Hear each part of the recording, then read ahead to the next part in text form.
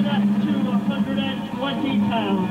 And hailing from Parsippany, New Jersey, here is the WCCW Junior Heavyweight Champion, Jumpin' Joe Savoldi.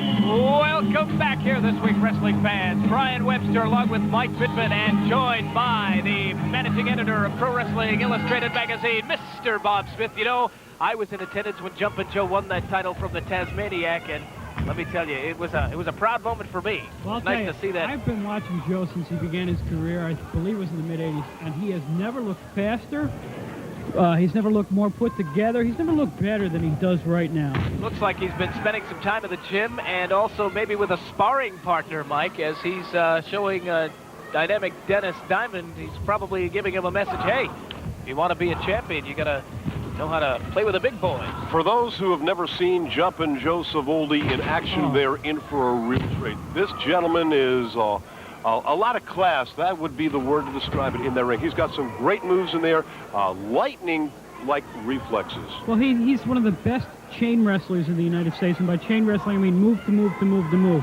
He knows what's going on in his mind about 3 moves before he actually does it. Therefore, he keeps his opponents like Dennis Diamond right now. Unfortunately, he's really off guard. He doesn't know what to do. And I'll tell you, he's a gentleman in the ring as long as he feels like he's getting a fair shake. If he doesn't feel like he's getting a fair shake, he can mix it up too with any opponent.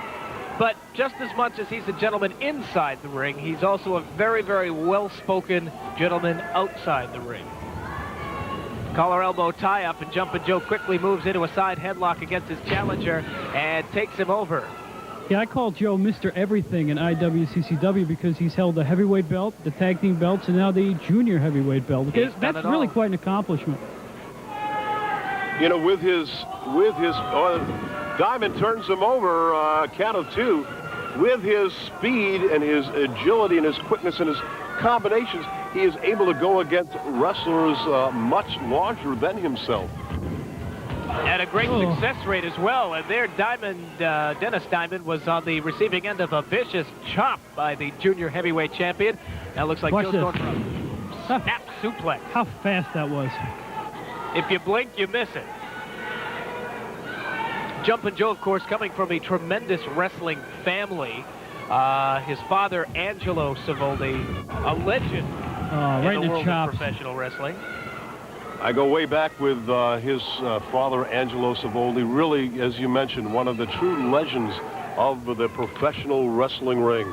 And I'll tell you, it must bring a tear to his eye when he can see his son out there, a wrestling champion, enjoying as much success as he did in the ring. Belly-to-belly suplex rolls him over for the 3 count. And he's got it. Effortless for Joe Savoldi. I'm going to go have a word with Joe. The IWCCW Junior Heavyweight Champion, Jumpin' Joe Savoldi.